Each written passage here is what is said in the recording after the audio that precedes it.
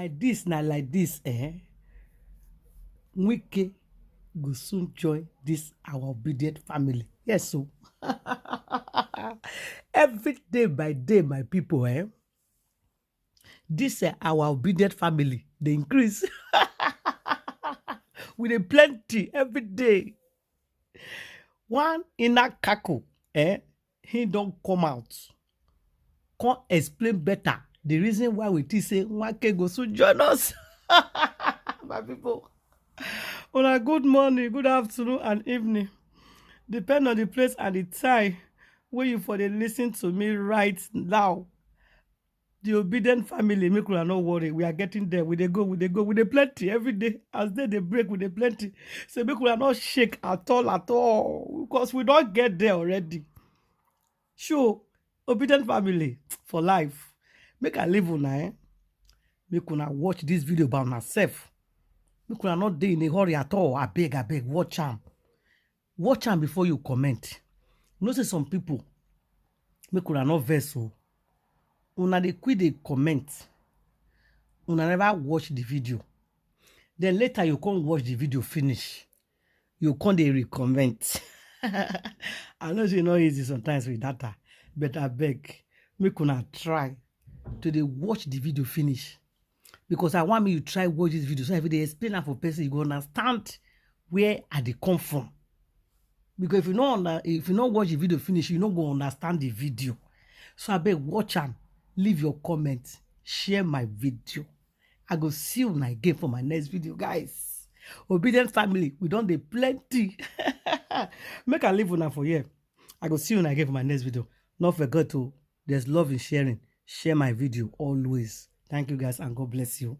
Bye-bye. Yeah, thank you very much for joining us. It's my pleasure to be here. Right. Well, let's get your take first off on the recent happenings on the political scene. You know, meetings in Port Harcourt, meetings in London. Of course, these meetings with your principal, Peter Obi, he's had a meeting with Wike, not the first, not even the second time. What exactly is this latest meeting about? What are your thoughts on it? Interestingly, let me say that Governor Wike has become a very strategic bride for two reasons.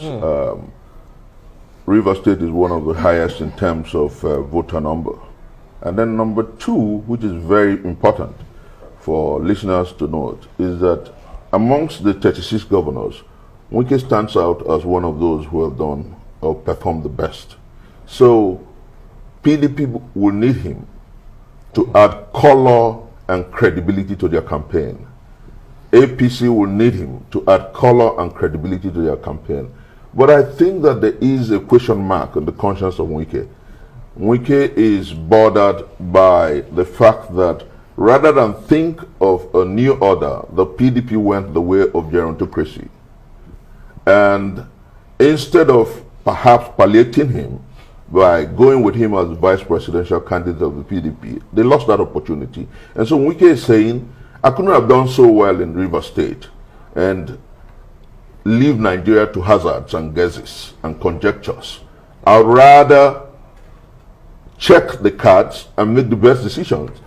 And I think that the reason Wike hasn't decided whether to go with either of the two big parties is because tied to his conscience is ensuring that what he has done in Rivers State is done in the Nigerian project. Yeah, but he's also meeting with the Labour Party. No, I'm coming there. That's why Wike has met with Peter Obi. Right.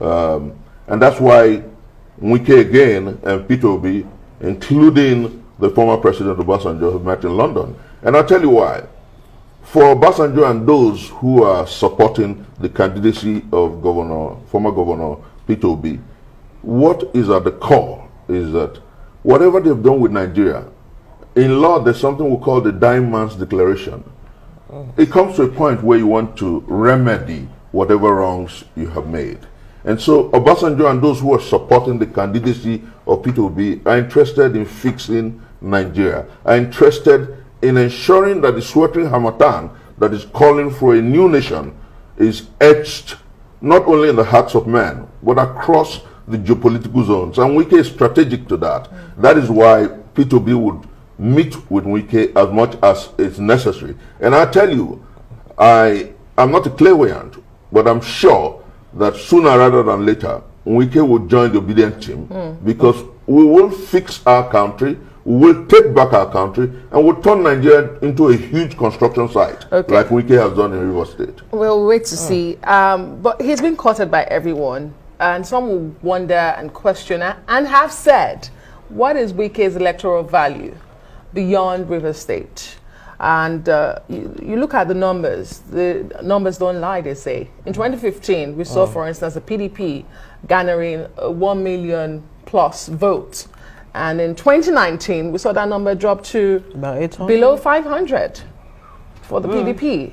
So what is the electoral value of Wike that is being courted by everyone? Strategically, he's called Mr. Projects. Strategically, River State is at the heart of the Niger Delta and the South-South. It's very strategic. And then, whether we like it or not, because he has done well in terms of projects, Nigerians are calling for a new order. That's why he's strategic. Now, if he stands with P2B, like I told a friend today, Wike is a question mark on our collective conscience. Wike is a question mark on his own conscience. And Wike is a question mark on the political, the conscience of the political class. Let me tell you why I say so. Wike wants to ensure that whoever he supports in 2023 wins the election. But at the core of that calculation is what the Nigerian people want. That's why he is definitely going to come with us in the obedient group.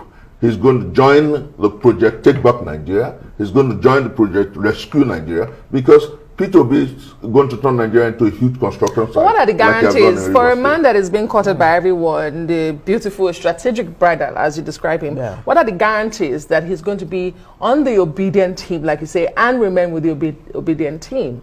He wants a new Nigeria. His cry, he has said that several times. At the PDP primaries, he talked about the need for a new tendency in governance. Is that the guarantee you have? And we all want a new Nigeria, and that's a guarantee. It's about hope, it's about faith, it's about confidence in the tendencies and the expectations of the Nigerian people.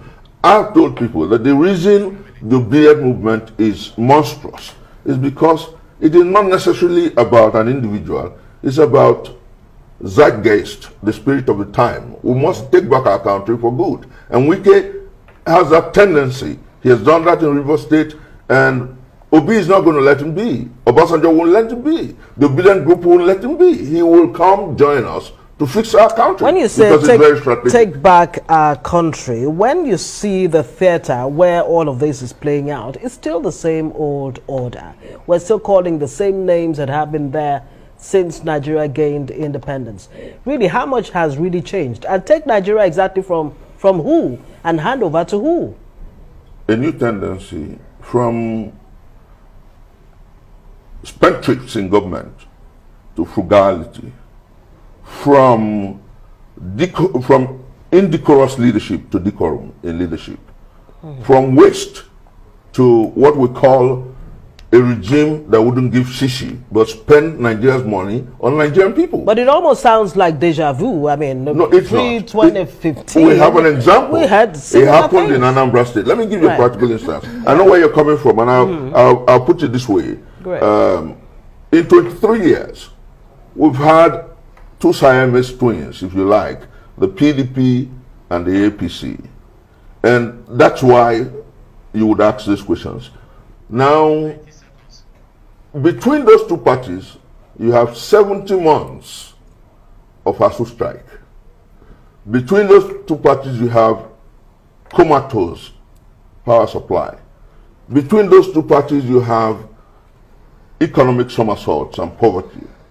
Now, Nigerians are saying, and that's why I said, it's a call for a new order, that after 23 years, we must take back our country for good. It's interesting because your principal has twice been a party member of one of those Siamese twins you talk about. Let me say clearly, he was a governor. When he was a governor for the 2 terms, he was an APGA governor.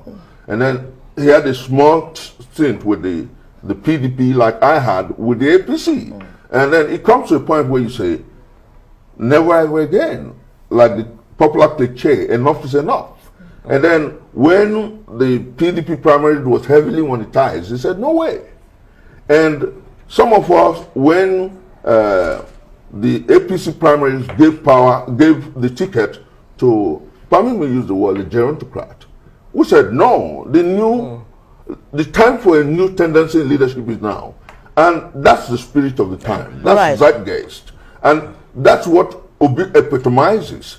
And that is why the Nigerian people are saying that together with the dirty ticket, we are passionately, profusely, and unequivocally obedient and useful. That's how we're going into 2023. Thank you very much, Chris Nwokobia, Dr. Chris Nwokobia, for joining us on Newsnight tonight. Let's hope in time we will come up with that, politics of ideology, of real issues that can be long-lasting. That's where we are. Thank you very much.